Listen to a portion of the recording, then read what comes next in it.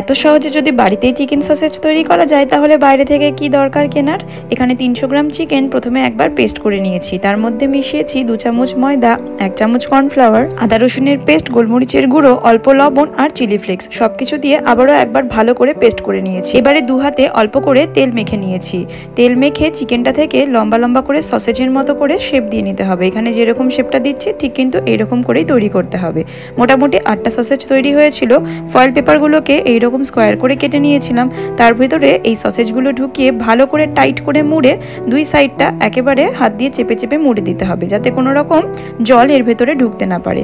একটা কড়াইয়ের মধ্যে জল নিয়ে নিয়েছি। জলটা যখন ফুটে উঠবে তখন এই সসেজগুলো এর মধ্যে দিয়ে দিতে হবে। তারপর ঢাকা দিয়ে মোটামুটি 15 থেকে 20 মিনিট রেখে দিতে হবে, তাহলেই কিন্তু সসেজগুলো ভালোভাবে সেদ্ধ হয়ে যাবে। এরপর বরফ গোলা ঠান্ডা জলের মধ্যে সমস্ত সসেজগুলোকে ডুবিয়ে আরও 15 মিনিট রেখে দিতে হবে।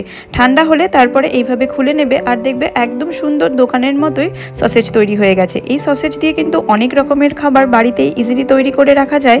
আর এইগুলো অবশ্যই একটা এয়ারটাইট কন্টেনারের মধ্যে রেখে দেবে, তাহলে কিন্তু অনেক দিন পর্যন্ত এগুলো ভালো থাকবে। আর অবশ্যই এগুলোকে ডিপ ফ্রিজে রেখে দেবে। একটা তোমাদেরকে এখানে কেটেও দেখাচ্ছি, ভেতরের টেক্সচারটা দেখে বুঝতেই পারছো যে কতটা সুন্দর হয়েছিল। বাচ্চাদের তো এটা ভীষণ প্রিয় একটা খাবার। এভাবে যদি বাড়িতে তৈরি করে রাখো, ইচ্ছে হলে কিন্তু অনেক রকম টেস্টি টেস্টি খাবার তৈরি করে খাওয়া যায়।